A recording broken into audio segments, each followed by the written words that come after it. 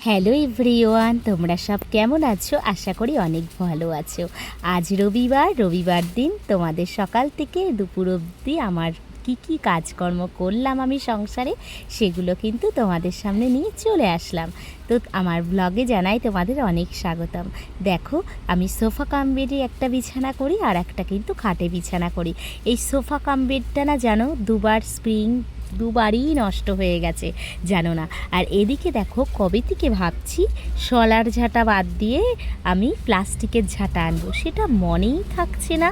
জানো তো, যখন 9-10-এ পড়ি তখন কিন্তু মাকে বা বাবাকে যে কোনো কিছু লিখে দিতাম, বা মানে লিস্ট করে দিতাম, বা বলে দিতাম বাবা এটা নিয়ে আসবা, মা ওটা নিয়ে আসবা।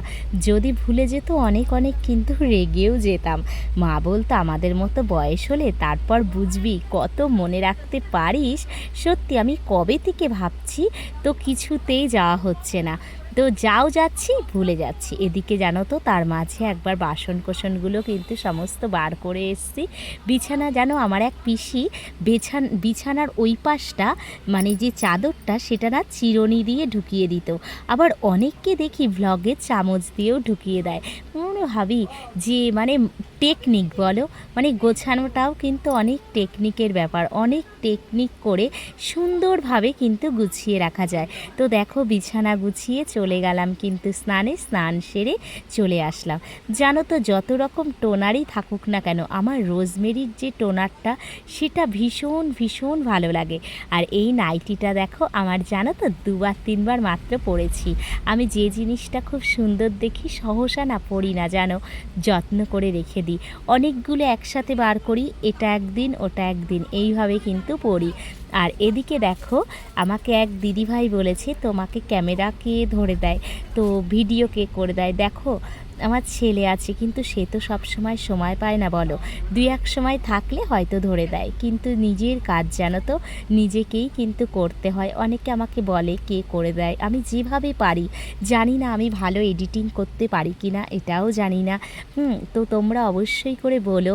আমি যেহেতু বেশি দিন কাজ করছি না, দেখো আমি কাজ করছি, মাঝে কিছুদিন আমি ভ্লগ দিতে পারিনি, রিলস করেছি, মানে একভাবে না করতে পারছি না, যেহেতু আমাকে দোকানও সামলাতে হয়। তো দেখো, আমি এদিকে স্নান করে তোমাদের সাথে কথা বলতে বলতে সব কাজ সেরে চলে এসেছি সূর্যদেবকে জল দিতে। জানো, সূর্যদেবকে যারা জল দাও তারা জানো, কিন্তু যারা দাও না তাদেরকে বলবো, রোজ সকালে উঠে স্নান করে তুমি 10টার মধ্যে সূর্যদেবকে জল দেবে। তোমার মধ্যে অনেক পজিটিভিটি কাজ করবে, তুমি নিজেও বুঝতে পারবে সেটা। তোমার সারাটা দিন হাজার ক্লান্তি আর যে কোনো কাজ না তোমার পজিটিভ দিকে যাবে, কোনো নেগেটিভিটি আসবে না। তো দেখো, রান্নাঘরে এসে শাক বানিয়ে নিয়েছি। শাকে দিয়েছি একটু ডাঁটার শাক, তো পেঁয়াজ আর রসুন আর কালো জিরাটা ফোড়ন দিতে ভুলে গেছি। আগে জানো তো একটু চা খেয়ে নিচ্ছি। জানো, আমি যখন মাধ্যমিক পরীক্ষা দিয়েছি তখন কিন্তু আমি কমপ্লান খেতাম। হ্যাঁ, অনেকে কিন্তু হয়তো কমেন্ট করতে পারো যে কি বলছে আজে বাজে কথা, হ্যাঁ এত বড় হয়েও কমপ্লান খেত। হ্যাঁ গো, এত বড় হয়েও আমি কমপ্লান খেতাম। আমার শ্বশুর বাড়িতে এসে জানো না আমার চায়ের অভ্যাস হয়েছে। তবু তখন শাশুড়ি বলতো যে চা খাবা, বলতাম না মা আমি চা খাবো না। কিন্তু এখন এত অভ্যাস হয়েছে আমার চা খাওয়া। আগে সকালবেলা আমার ওই খেতে প্রায় 11টা বেজে যায়, তখন আমি চা খাই। আর এদিকে দেখো, পেঁয়াজটা ভেজে নিয়েছি, রসুনটা ভেজে লঙ্কা চিড়ে দিয়ে সাথে শাকটা কিন্তু চাপা দিয়ে দিয়েছি। দেখলাম খুব কচি শাক, কিন্তু জানো তো ঢাকা দিয়ে রান্না করলে সেদ্ধটা ভালো হয়। আচ্ছা, এখনকার জামানায়ও আমার মতো কে আছো বলো তো, যে এরকম তিলক পরো গলায়, নাকে, আবার হচ্ছে কপালে। আমার ছেলে জানো তো আমাকে বলে, মা তুমি হচ্ছে কি বৈষ্ণব সাজো। আমি বলি না বাবু, সাজলেই কি কেউ বৈষ্ণব হয়ে যায় নাকি? তাই বলো, নিজের মনই সব কিছু। বৈষ্ণব হতে যাব কেন? আমরা সংসারী মানুষ, তাই না? যেটুকু পারি ওই পুজো দেওয়ার সময় একটু তিলকের ফোঁটা ভগবানকেও দিই, আমিও একটুখানি একটা ছোট্ট করে তিলকের ফোঁটা দিই। আচ্ছা, আমার মতো কে বাটিতে চা খাও বলো তো? এখনও কি করব, কাপে প্রচুর টাইম লেগে যাবে। দূর, কখন ঠান্ডা হবে, তার থেকে আমি বাবা বরঞ্চ বাটিতেই খেয়ে নিই।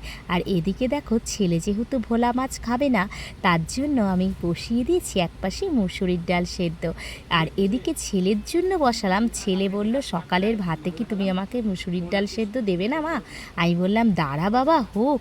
আর বলো না, গ্যাসের যে ছোট ওভেনটা সেটা বেশি ভালো জ্বলে, আর বড় ওভেনটা যেটা আমার খুব প্রয়োজন জানো, সেটা আবার আস্তে জ্বলে। কেমন রাগ হয় বলো। দুবার করে আমি ওয়াশ করতে দিলাম, গ্যাসওয়ালা ঠিক সেরে দিল, কিন্তু একই ব্যাপার। প্রথম দিন ভালো আগুন হয়, তারপরের দিন আবার কমে যায়। ভাবতে পারবে না, আমার শাক হয়ে গেল, মাছ হয়ে যাচ্ছে, কিন্তু আমার ডাল এখনও ভালো করে সেদ্ধ হচ্ছে না। কেনা জলেই কিন্তু ডাল বসাই। আর জানো তো, এদিকে মাছে দিয়েছি যেহেতু ভোলা মাছ, ধনেপাতা দিয়েছি। ধনেপাতা দেবো পরে, আগে দিয়ে নিয়েছি সর্ষে বাটা, সাথে একটু পোস্ত দিয়েছিলাম, আর লঙ্কা, আর একটু দিয়েছি কিন্তু রসুন। দেখবে যে কোনো কিছু ফ্লেভারটাই কিন্তু মেন, একটু রসুনের গন্ধটা আসলে কিন্তু বেশ ভালোই লাগবে। আর আমাদের আবার মাখা মাখা জিনিস করলে হবে না। দেখো যেটুকু ভোলা মাছ, এতে কিন্তু তোমার অল্প করে 1 মগ কি 1/2 মগ জল দিলে ঠিক হতো, কিন্তু সেটা তো হবে না। এই যে এখন ফটাফট করে রান্না